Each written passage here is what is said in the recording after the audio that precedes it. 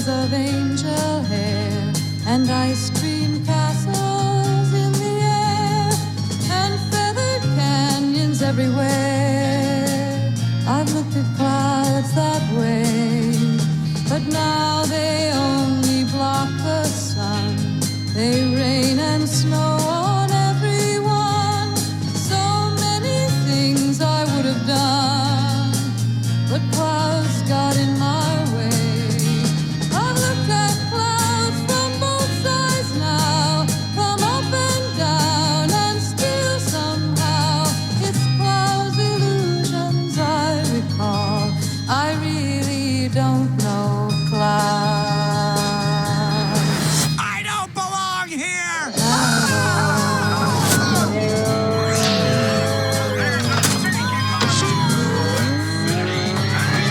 The panic is attacking me! Oh, boy. Gallop! Howdy! I'm not a toy! Hey, somebody get him before he pokes an eye out.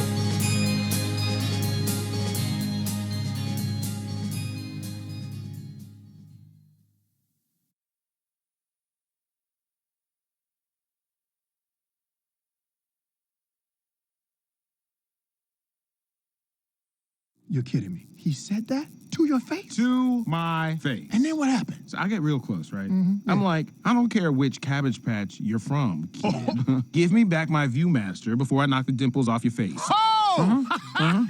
Okay. No, you didn't. You don't even care, man. Yeah. Hey, you are a I don't care bear. You know what I'm saying? You know what I'm saying? Oh, man. Oh, Ducky. Yeah. You see the new movie trailer? For what? You ain't see it? See what? What is it, buddy? Ducky. What? They're making another Toy Story movie. No, I thought those movies were done, dog. They made 3 They movies. did make 3 movies. This is number 4. Oh, shoot. Come on. I love the Toy Story, dog. Toy Story is my jam.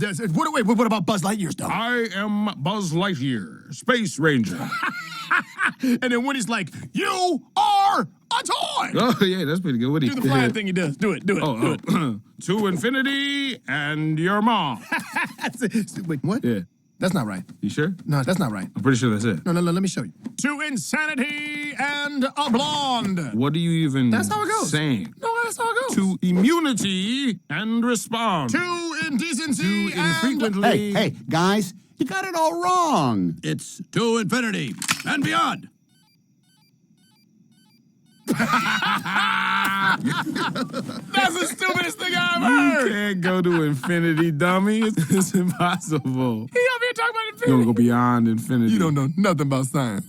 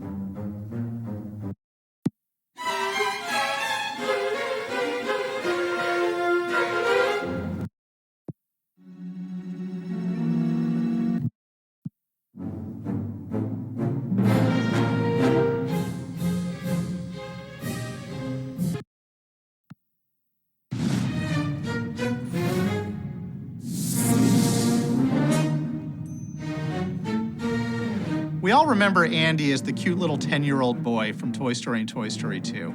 Well, in Toy Story 3, he's a little older. He's actually nearly 18 years old.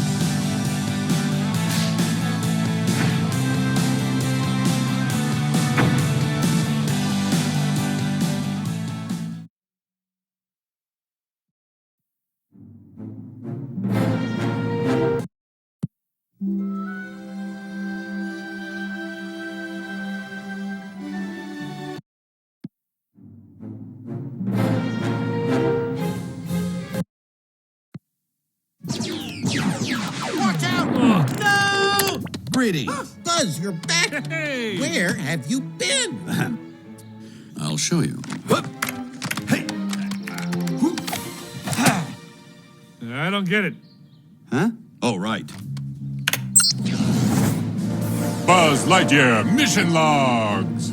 Episode 1, Blast Off. Want to know more? You can visit this NASA website. Buzz Lightyear, a real space ranger.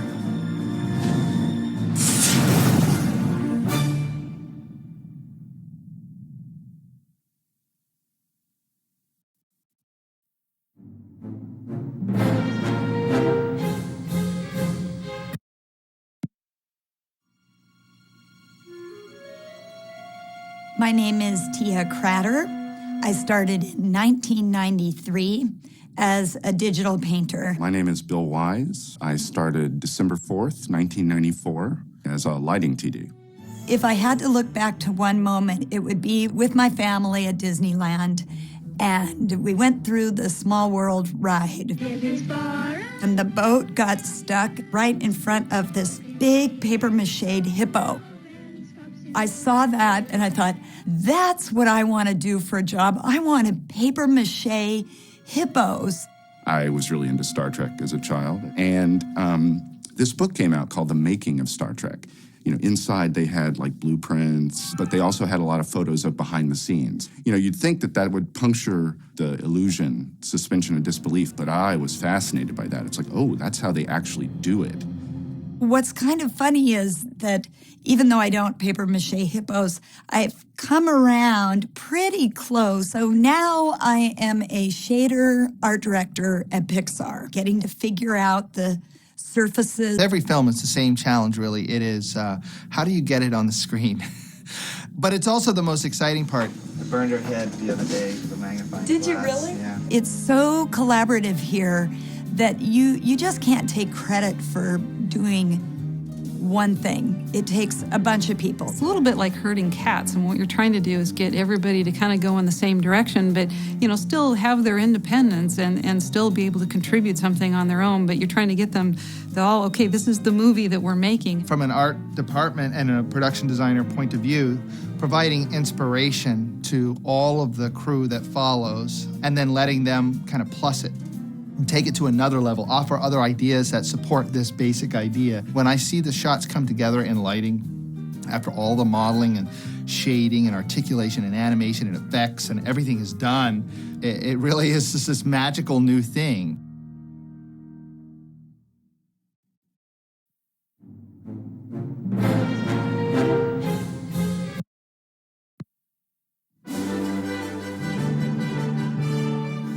In 1993, John Lasseter was the director of Toy Story, and he drove the most humble, utilitarian car possible. The thing that amazed me was not that, he was such a nice guy or he was so open. It was the death box car the guy drove. The seats were so blown out, he had T-shirts pulled down over the back. Outside, it was kind of like all, oxidized. There's no waxing that car ever again. I'm just like, come on, dude. You must be making decent money. It's like, for the rest of us, at least, buy a decent car so we can, live vicariously through you. Then, of course, Toy Story comes out. It's a huge success. And Steve Jobs went to John and said, John, this is not that safe. I can't have the head of my company creatively driving around in a car that has like 500,000 miles on it. So in my memory, what happened is Steve just bought John a black Volvo, the safest car possible. Somebody should have made a coffee table out of that car. There's a lot of John in that car. Dink, dink.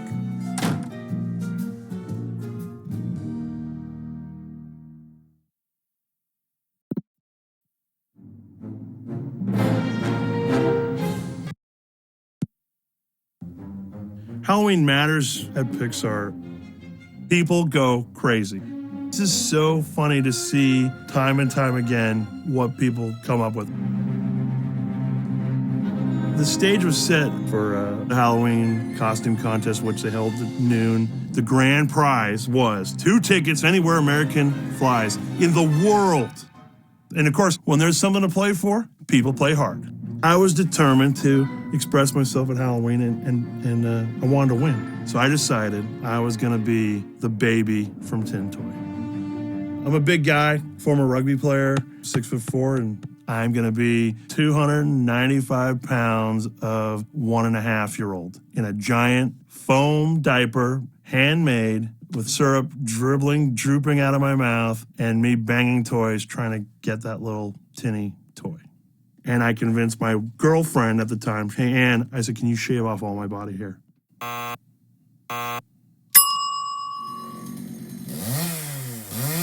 The giant baby was a little more than people probably wanted to see of me. When I came out on stage and crawled around on all fours, the shrill happiness, but yet also kind of shock and disgust was overwhelming. It was great. And I did win. I ended up going to Vegas for my honeymoon for a weekend with my newly wedded wife, who took a chance on me after shaving off all my body hair. Dink, dink.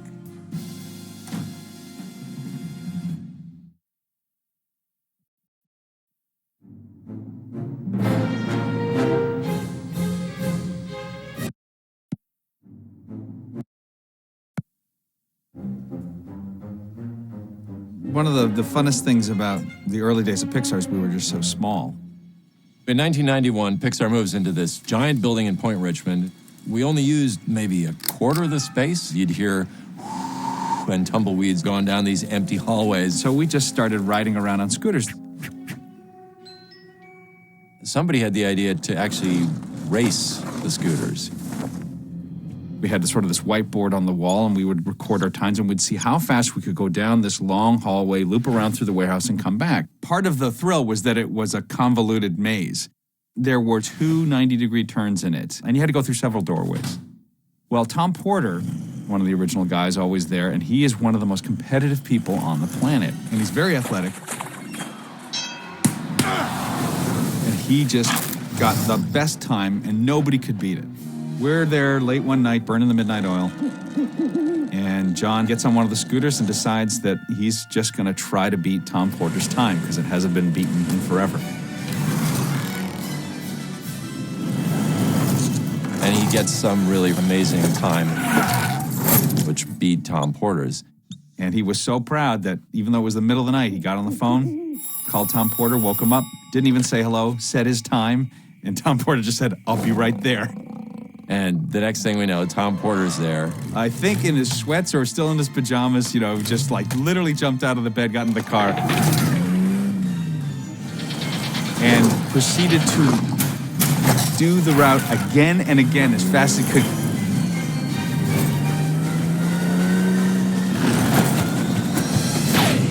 Because there was no way he was going to go back home and not beat it. And he comes back and he's bloody because he is wiped out somewhere along the line and he's just got blood going down his arm, but he beat the time. He had just gone full tilt. That was a very good example of, in a weird way, what a typical week or day was when we were a small group.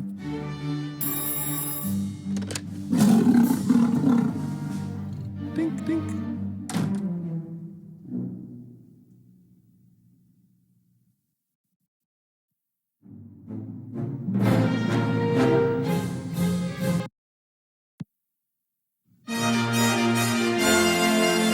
Having the Buzz Lightyear balloon in the Macy's parade on Thanksgiving morning in New York City was one of the greatest moments in my life. As soon as they said they're going to do this, I said, I'm going to be there.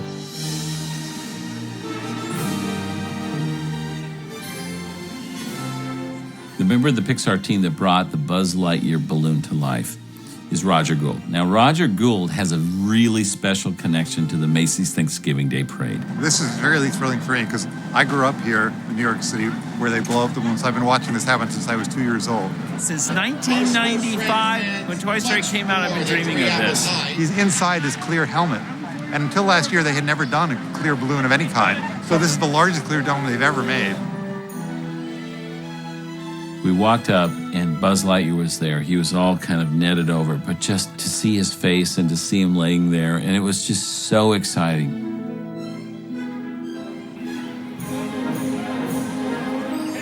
And you start letting him up and he starts rising, and you really feel how much pull Buzz has.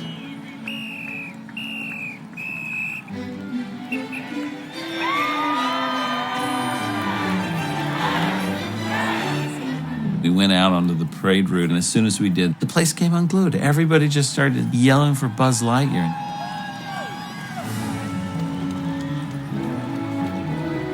He was meant to be a balloon because he was flying.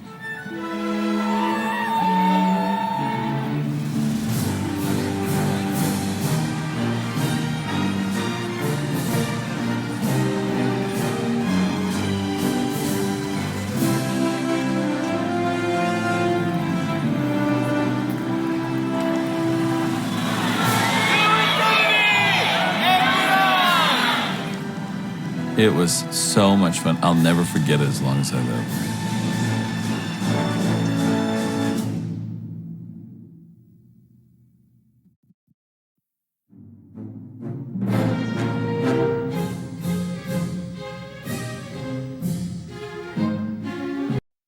Working on Toy Story was kind of neat because for us, we were trying to figure out how to take something we had only done in very, very small amounts, short films, TV commercials, and make it 75 minutes long. And, the story was like, wait a minute here, this is a much more difficult thing than I thought. When we started with Disney, they had people who had had a lot of experience making films, and they had been through it. They knew what to do. So we looked to them initially as they're going to school us. They're going to teach us how to work. Here's like the first year on the film was like, we would board a sequence, and then Tom Schumacher and Peter Schneider would fly up, and they would give us tons of notes on the boards, changes to make, ways to improve it to make it better. And then we would turn around those notes, and then we'd fly down to Disney, pin up our boards, and they'd give us more notes. And we'd even make changes that night. And then like at 6 a.m. or 7 a.m. the next morning, very early mornings, we would pitch it to Jeffrey Katzenberg. And then he would rip them all apart. Jeffrey Katzenberg, who at the time was chairman of the Disney Studios and had great interest in animation, would always be pushing for what he called edge. And the Woody character became wildly unappealing at one point.